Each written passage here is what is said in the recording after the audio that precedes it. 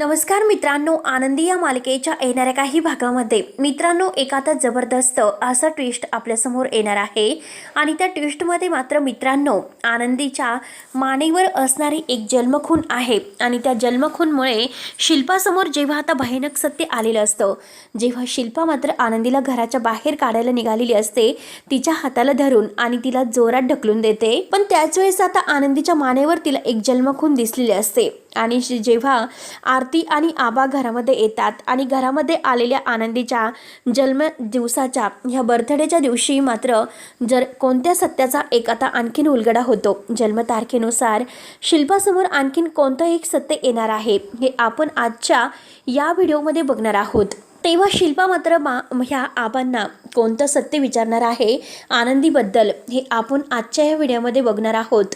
त्यासाठी मित्रांनो व्हिडिओ शेवटपर्यंत नक्की बघत राहा आणि जर तुम्ही आपल्या चॅनलवर नवीन असाल तर चॅनलला सबस्क्राईब करण्यासाठी मात्र विसरू नका, जेणेकरून तुम्हाला आता या मालिकेचे असेच नवनवीन ट्विस्ट पाहायला मिळतील। तेव्हा मित्रांनो हे बघा, आता युगंधर शुद्धीवर येत नाही म्हणून आनंदीने आता जो देवी आईचा अंगारा आणलेला असतो आणि देवी आईचा अंगारा आणून आपल्या देवघरामध्ये आता युगंधरसाठी एक कठीण असं देवपूजा केलेली असते। पेटता दिवा हातामध्ये घेऊन तिने रात्रंदिवस आता ह्या युगंधरला शुद्धीवर आणण्यासाठी प्रयत्न केलेले आहे आणि तेव्हा कुठे आनंदी ही युगंधरच्या जवळ येऊन बसलेली आहे आणि युगंधरला म्हणजे मालक साहेबांना म्हणतं की मालक साहेब, एकतर मला दृष्टी नाही आणि जर तुम्ही माझ्यापासून दूर गेलात, मला जर असं अर्धवट सोडून गेला तर माझी दृष्टी आहे तर ती सुद्धा नाहीशी होईल, मी नाही जगू शकत तुमच्याशिवाय, प्लीज काही करा, परंतु मालक साहेब तुम्हाला शुद्धीवर येणं खूप गरजेचं आहे आणि तुम्हाला बरं होणं हे खूप गरजेचं आहे, त्यामुळे लवकरात लवकर तुम्ही शुद्धीवर या। आणि जेव्हा आनंदीच्या डोळ्यातील पाणी आहे तर ते पाणी मात्र युगंधरच्या हातावर आणि गालावर गळतं, आनंदी रडत असते आणि त्याच वेळेस आता जेव्हा आनंदीने तो अंगारा लावलेला असतो, त्या अंगारा लावल्यामुळे आता युगंधर शुद्धीवर येतो आणि आनंदी आनंदी असं तो म्हणत असतो आणि त्याच वेळेस आता जेव्हा आनंदी त्याच्या जवळ बसलेली असते, युगंधर शुद्धीवर आल्याचा जो आनंद झालेला आहे तो आनंदी धावतच सगळ्यांना सांगायला जाते की मालक साहेब अगदी शुद्धीवर आले। तर आता ह्या शिल्पाला फारच राग येतो। शिल्पा तोरतोऱ्यात मात्र आता जेव्हा आनंदीला म्हणते की काय गं, मी तुला सांगितलं होतं ना ह्या रूममध्ये येण्याची हिंमत करू नकोस, मी तुला 1000 वेळेस सांगितलेलं आहे की इथे जाऊ नकोस, पण तू ऐकणार कुठे, आणि तू जर ऐकलं तर मात्र तू आहेस तरी म्हणजे याची बायको वगैरे नाही, परंतु मध्ये मध्ये का करत असते, बायको मिरवण्याचा हक्क का घेत असते, एकदा मी तुला सांगितलं होतं की किचनमधून बाहेर पडायचं नाही, पण तरीसुद्धा तू बाहेर का निघाली। तेव्हा शिल्पाला फारच राग आलेला असतो आणि शिल्पा रागरागाने तिचा हात धरते आणि तिला फरफटत बाहेर घेऊन येते, तर युगंधर जोरात ताई असं ओरडतो, ताई आनंदीचा हात सोड असे ते जेव्हा तो म्हणतो तेव्हा शिल्पाला तर फार मोठा धक्काच बसतो।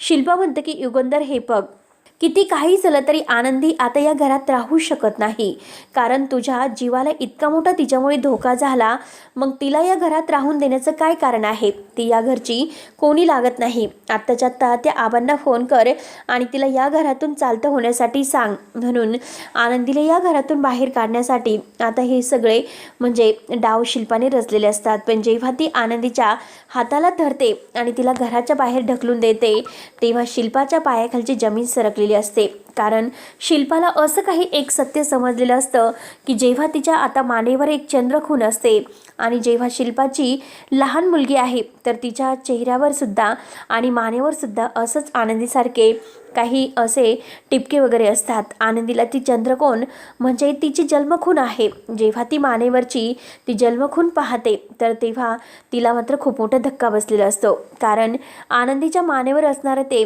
जे काही आता ही खून आहे तर ती बघून शिल्पाला आता भूतकाळ आठवतो। शिल्पा म्हणते की ह्या मुलीच्या अगदी पाठीवर ही जन्मखून कशी, कारण शिल्पाला असं वाटतं की लहानपणी आपल्या हातून जे काही घडलेलं आहे, जे पाप घडलेलं आहे तर त्या पापाची आता आपण भागीदार आहोत, कारण आपल्या नवऱ्याने आपल्याला वाऱ्यावर सोडलं आणि आपल्या मुलीला तो घेऊन गेला, मग ती मुलगी कुठे आहे काय आहे हे सगळं कसं आता माहिती असेल, म्हणून शिल्पा अगदी डायरेक्ट म्हणजे स्तब्ध होते, तिला काय बोलावं तेच काही कळत नसतं।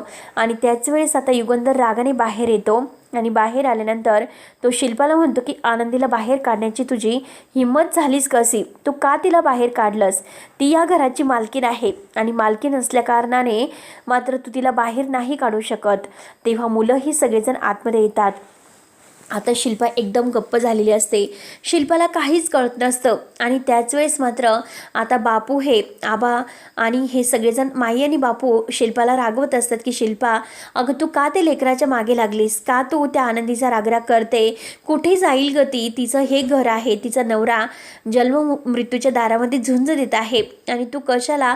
तो आत्ताच शुद्धीवर आला आणि त्याला आणखीन टेन्शन देते. डॉक्टरांनी काय सांगितलेलं आहे शिल्पा? आपल्याला युगंधरची काळजी घ्यायची आहे, त्याला कोणतंही टेन्शन आपण द्यायचं नाही. पण तरी सुद्धा इतकं सर्व माहिती असून शिल्पा तू का असं वागते? शिल्पाला तर काय बोलावं तेच काही कळत नसतं. आणि तेवढ्यात आबा तिथे आलेले आहे.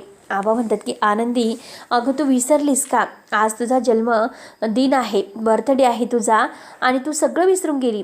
आनंदी म्हणते की अहो आबा, मालक साहेबांना बरं नाही, मग मला कशातही मन लागत नाही. माझा जन्मदिवस काय काहीच मला आठवत नाही, म्हणून मात्र आता सगळं काही मी विसरलेले आहे.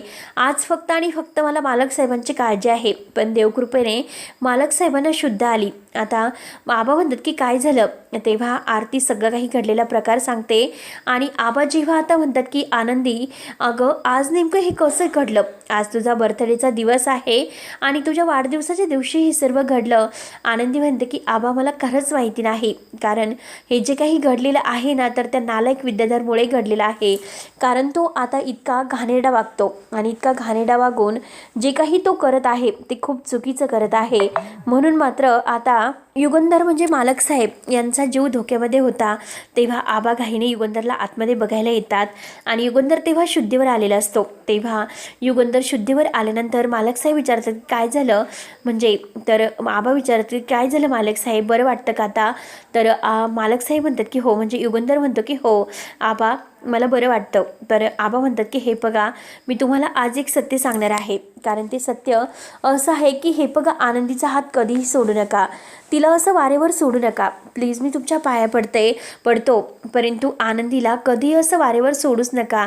जे काही झालेलं आहे ना ते खरंच मी कधीच माफ करू शकणार नाही, कारण आनंदी अशी माझी मुलगी आहे की तिच्या आयुष्यामध्ये फक्त आणि फक्त लहानपणापासून काटेच पेरलेले आहेत. तिचं भविष्यकाळ काय असेल ते माहिती नाही, परंतु भूतकाळापासून माझी आनंदी मात्र कायम दुःख सहन करत आलेली आहे. हे सगळं जे काही झालेलं आहे ना तर ते आता एक खूप मोठी करुण कहाणी आहे. म्हणून मात्र रडत असतात आबांना रडू येतं. आबा म्हणतात की आनंदी बाळा, आज तुझा वाढदिवस आहे. आणि तेवढ्यात पृथ्वी, प्रांजल आणि मिताली तेथे आलेले आहेत. आबा आनंदीला सांगत आहे की बाळा, आजचा वाढदिवस तू कसा विसरली? आज तर तू मंदिरात जात असते, मंदिरात जाऊन देवाची पूजा वगैरे करते. तेव्हा आनंदी म्हणते की आबा मंदिरात गेले होते, मालक साहेबांसाठी आज मी प्रार्थना करायला मंदिरात गेले होते, त्यांच्यासाठी अंगारा घेऊन आले आणि देवाच्या पाया पडून सुद्धा आले, परंतु आज मालक साहेबांची अवस्था अशी होती, त्यामुळे मी खरंच माझ्या बाबतीतलं सगळं काही विसरले होते. पण आबा तुम्ही आज मात्र खरंच मला आठवण करून दिली, म्हणून आनंदी आबांच्या पाया पडते आणि आबांच्या पाया पडून आबांना म्हणते की मला आशीर्वाद द्या आणि असंच मात्र कायम माझ्या पाठीशी हात धरून राहा. तेव्हा आनंदी आता म्हणजे मालक साहेब आता डोळे बंद करून बसलेले आहेत आणि तेवढ्यात आबा म्हणतात की आनंदी, अगं जरीही तू मात्र तुला डोळ्यांनी दिसत नसेल, पण तरीसुद्धा तू सर्व काही किती व्यवस्थित करते, सगळं किती अगदी छान करते. आणि आज जे काही तुला देवाने असं म्हणजे तुझ्या आयुष्यामध्ये किती काटे पेरलेले आहेच तेच माहिती नाही. एकतर तुला अंध दिलेला आहे आणि त्यात म्हणजे तुझं हे जीवन असं काट्यानेच भरलेलं आहे. कशी तू ह्या सगळ्यांना अगदी फुलात म्हणजे फुलं तुझ्या पायी पडतील? नक्की तुझं हे आयुष्य कधी बदलेल आणि कधी आनंदाचे दिवस तुझे येतील? आणि त्याच वेळेस आता मालक साहेबांना शुद्ध आलेली आहे म्हणून मुलं खूप खुश होतात आणि आपल्या मालक साहेबांसाठी आनंदीने रात्रंदिवस जागून त्यांची सेवा केलेली आहे, त्यांच्यासाठी कडक व्रत केलेलं आहे. आणि हे सगळं काही बघून मात्र त्यांना फारच आनंद होतात. ते आनंदीची माफी मागतात आणि आनंदीची माफी मागून म्हणतात की आनंदी हे बघ, हॅपी बर्थडे. सगळेजण आनंदीला शुभेच्छा देतात आणि मालक युगंधरला विचारून मात्र आनंदीचा जो काही वाढदिवस आहे तर तो धूमधडाक्यात साजरा करण्याचं ठरवतात. मालक साहेबांना जरी बरं नसलं तरी सुद्धा त्यांना थोडंसं बरं वाटत असतं. ते शुद्धीवर आलेले आहे याचा आनंद सगळ्यांना फार झालेला असतो. आणि शेवटी मात्र आनंदीचा त्या दिवशी वाढदिवस असतो आणि त्याच वाढदिवसाच्या दिवशी जेव्हा आता शिल्पाला हे चंद्रकोरीचं सत्य समजलेलं असतं, परंतु आता हा वाढदिवस आजच्या दिवशी आला कसा? कारण ह्याच दिवशी माझी मुलगी हरवली होती आणि ह्या सगळ्या काही आता गोष्टी नक्की माझ्याशी का निगडीत आहे मला काहीच कळत नाही. म्हणून शिल्पाला आता एक असा धक्का बसलेला आहे जबर. तिला नक्की आता आपल्या नवऱ्याला आपण सोडून आलो, आपण त्याच्याशी असं वागायला नको होतं याचा खूप पश्चाताप होत असतो. पण आता नवरा आपल्याला कुठे भेटेल, आपला नवरा कुठे असेल, काय करत असेल, म्हणून तिला मात्र आता त्याचा शोध घ्यायचा असतो. आणि जो आपला नवरा आहे तर तोच मला आपल्या मुलीचा पत्ता सांगू शकतो. म्हणून आता शिल्पा ही म्हणजे त्या माणसाला शोधायला निघते तिच्या नवऱ्याला. परंतु आनंदीच मात्र आता ते मंदिरातून आता शिल्पाताईंच्या नवऱ्याला घरी घेऊन येणार असते आणि शिल्पाताईंचा नवरा घरी आल्यानंतर एका खूप मोठ्या सत्याचा उलगडा होणार आहे. तर मित्रांनो, आता पुढे नक्की आता ह्या मालिकेमध्ये काय होतं असेच नवनवीन ट्विस्ट पाहायला विसरू नका आणि लवकरच आपल्या चॅनलवर या आणि धन्यवाद.